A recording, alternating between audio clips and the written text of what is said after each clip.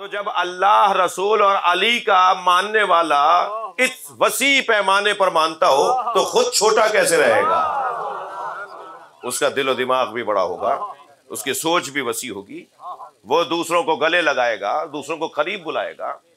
میں ان شیعہ بچوں سے ایک جملہ ضرور کہوں گا، تمہاری ذمہ داریاں بہت زیادہ ہیں۔ شیعہ بچوں کی ذمہ داریاں مسلمانوں میں سارے بچوں سے زیادہ ہیں، اس لیے کہ تم دعویٰ کرتے ہو مولا کائنات کو ماننے کا، اور جو اتنے بڑے مولا کو مانتے ہو وہ چھوٹے دماغ کے کیسے ہو سکتے ہیں؟ ان کی سوچ چھوٹی کیسے ہو سکتی ہے؟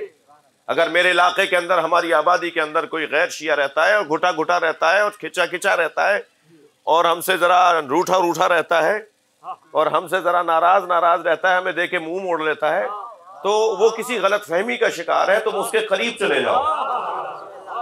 ہمیشہ کنویں کے پانی بن کر کسی کا انتظار نہیں کرو کہ پیاسا تمہارے پاس آئے گا، کبھی چشمے کا پانی بھی بن جایا کرو، اس کے پاس چلے جایا کرو، اس سے جا کے روک لو، بھائی تم ہم سے ناراض کیوں ہو، کیا خفا ہو، ہم سے کیوں پریشان ہو، ہمارے بارے میں کیا سوچتے ہو؟ تو وہ کچھ نہ کچھ ضرور بولے گا، جو بولے گا بتا دوں،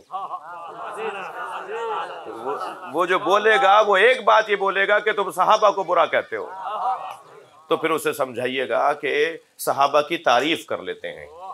صحابہ کہتے کسے ہیں؟ صحابی اسے کہتے ہیں جو نبی کا وفادار، نبی کی زندگی میں بھی رہا ہو